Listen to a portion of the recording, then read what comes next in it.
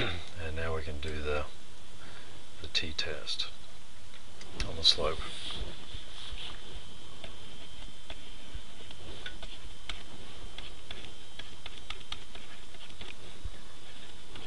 Alright, so the t-test on the slope, sloping beta hat 1. And if you like, for later reference, we'll call this the long way, the original way.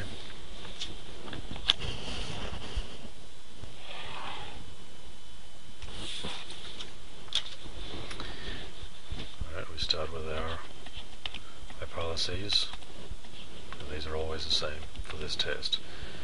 Null is that beta 1 is equal to 0, that means that x does not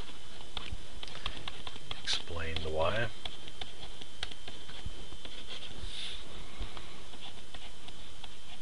Alternatively, beta 1 not 0, x does explain the y.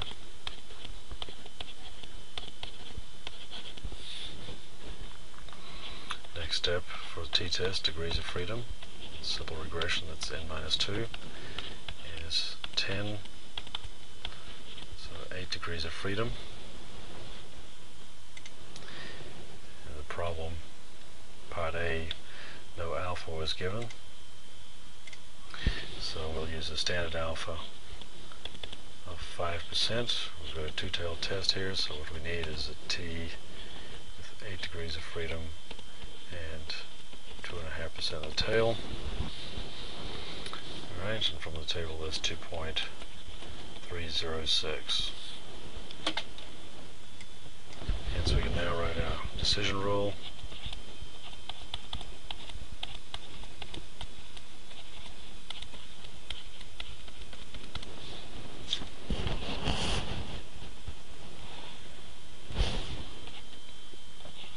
First part, if tcalc is between plus and minus 2.306, we'll skip the do not reject the null part and say for the interpretation there is an insignificant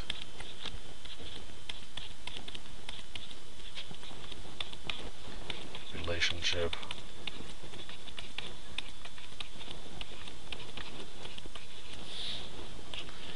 between our two variables, the vacancy rate and the rent.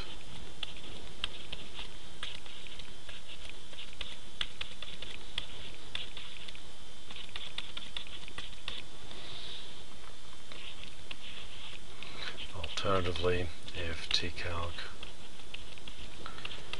is not between plus and minus 2.306, that's on the tails, there is a significant relationship. Okay, at that point the estimated slope is far enough away from 0, and we'll call that significant relationship between our two variables, the vacancy rate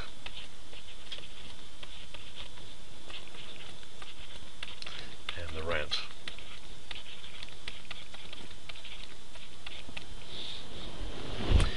Alright, we now can do our calculations. Calculations start with error sum of squares, which is the sum of squares of y minus beta hat 1 times the sum of squares of xy. The result from this must be positive, like any sum of squares, direct sum of squares. Sum of squares of y is 78.4 minus beta, which is a negative 2.714, times the sum of squares of xy, which is also negative. And that will always be that way. If the beta hat 1 is negative, then the sum of squares of xy is negative, and vice versa. And the result here is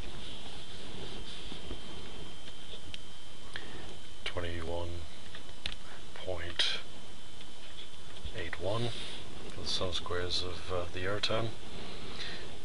Next, for the standard deviation of the errors, it's going to be the square root of the variance being the error sum of squares divided by the degrees of freedom. Okay, square root of all that, so that's 21.81 divided by the 10 minus 2 degrees of freedom. The result is 1.651.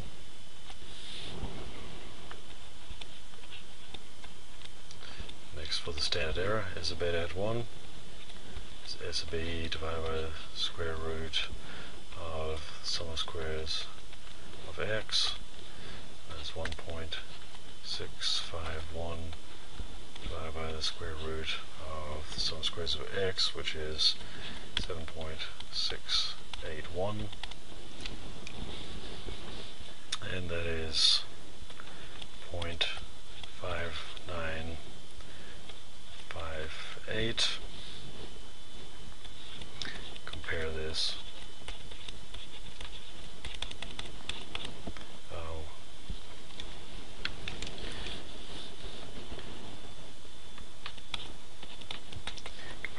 With the given value of 0.596. Alright, so it's similar. Ours is actually more accurate than theirs. Alright, and then we can do t-calc, which is the slope, beta hat 1 divided by its standard deviation, standard error. It's a beta hat 1. So there's a negative 2.714 divided by the 0.5958, and the t-calc is a negative 4.555, and which, if you compare it to your critical t-value of plus or minus 2.306, this is outside the range, so this is significant. So this, we can just do a quick decision here, is not between plus or minus 2.306, so there is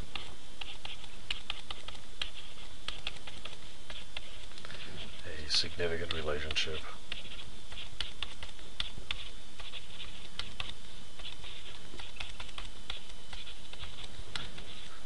two variables, vacancy rate and rent.